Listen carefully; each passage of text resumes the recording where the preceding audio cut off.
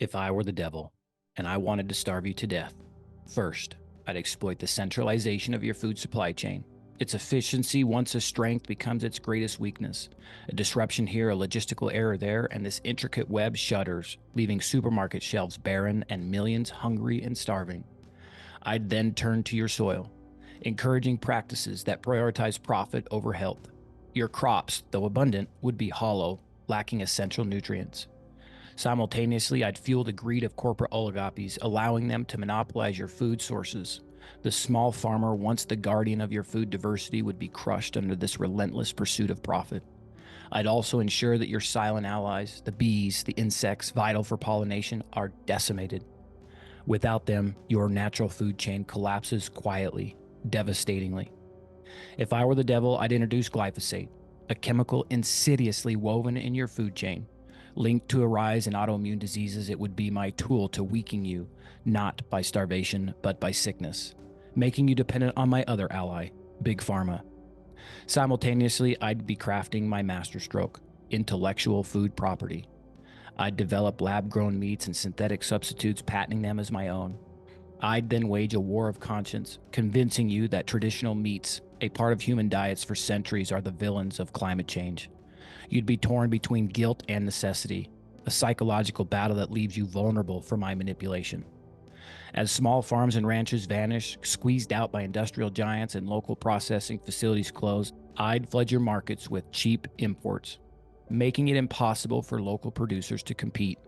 You'd watch as your food becomes a traveler, accruing miles and losing its essence.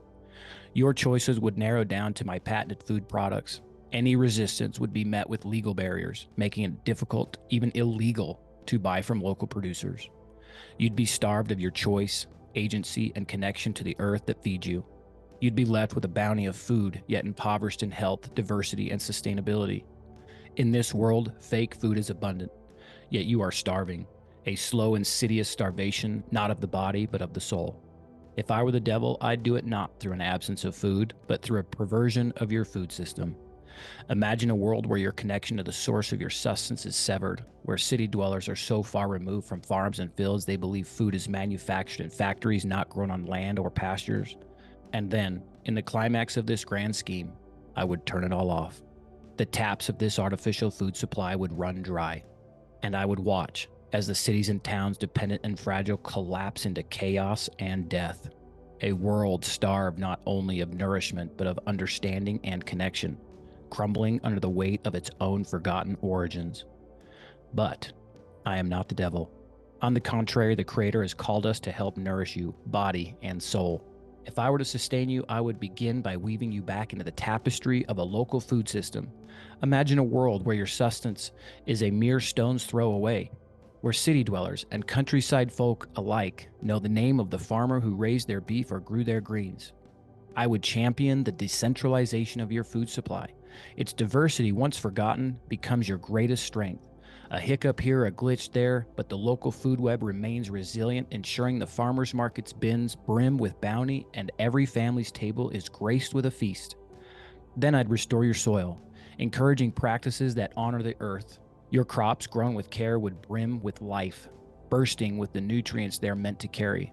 I'd support the small farmers, the unsung heroes of your food heritage, in their stand against the tide of faceless agriculture. I'd safeguard your silent allies, the bees, the butterflies, the diligent pollinators. With them, your gardens flourish and your orchards bear fruit as nature intended.